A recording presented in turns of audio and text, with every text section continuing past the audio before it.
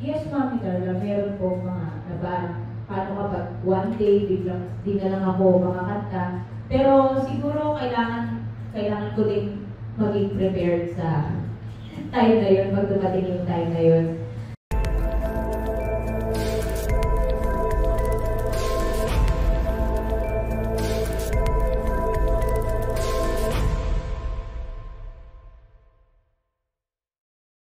Yung pakikita mo lang din, na sumasabi mo sa isip mo na, yung Regine Velasquez, aminado na pinagdadaanan niya to, paano pa ikaw, parang gano'n? Eh, lalo na kung hindi nabubuhay mo yung pagkanta. Yes, Mami Carla, meron po mga paano kapag one day, biglang di na lang ako makakanta. Pero siguro kailangan ko din maging prepared sa time na yun, pag dumating yung time na yun.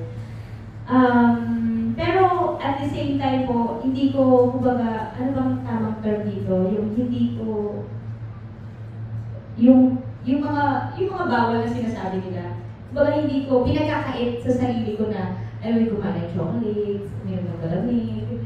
Kasi,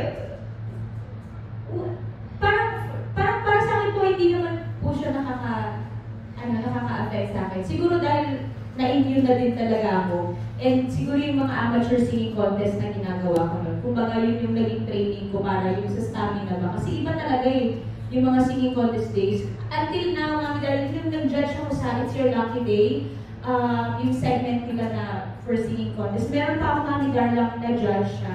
Ang awkward nga na-judge ko yung mga nakakalaban ko sa singing contest, mga 50 years old na, 50 and up, na nagsisinging contest pa rin. At dahil nagsisinging contest sila, iba yung stamina ng boses nila, iba yung strength pa rin. Kaya sabi ko, kung si Ate Reg ay, kumbaga, nagbabago yung, it's normal naman, Diyos ko, sa edad ni Ate yung 18, at grabe naman kasi talaga yung boses niya, kumbaga, until now, kaya pa din ni Ate, kaya pa din talaga. Ano lang, syempre yung aging lang talaga. I think it's part of life. So, mga performances mo pa lang doon. Obviously, you're very talented. But how do you take care of your voice? How do I? Actually po, yun pala yung tamang word. Bukod sa I take care of my voice through, very active naman po kasi ako ngayon sa singing. Kasi, kumbaga,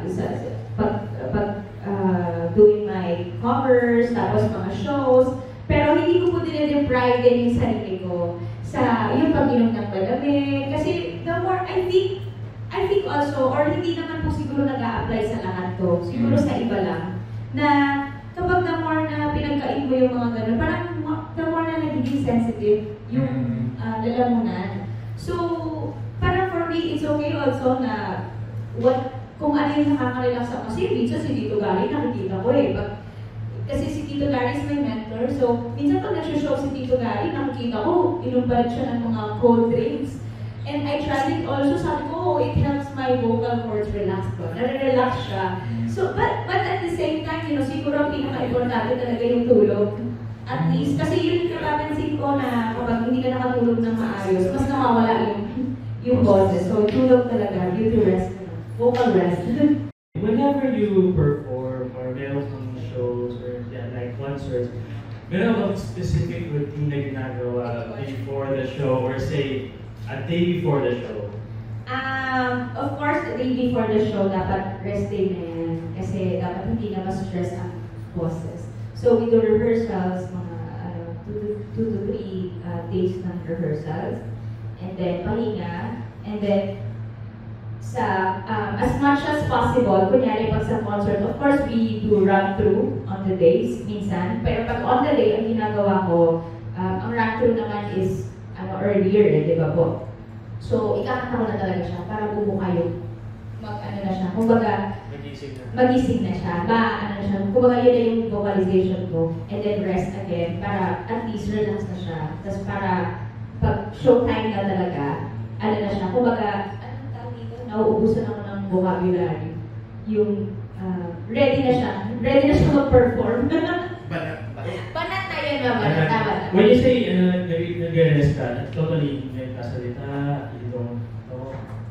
Hindi naman po. Kasi di ba may mga singer na Vocal rest talaga. kasi yung vocal rest kasi kasi hindi ka naman normal lang naman. Normal po. As much as possible, I still talk normal. Para, parang na mas nakakasira yata. Lalo na pag napaus ka, parang mas nakakasira yata siya sa Hindi siya maganda kapag hindi ka salita ng normal. So, I still do. Routine pa rin naman. Kumbaga, routine ng totoong tao.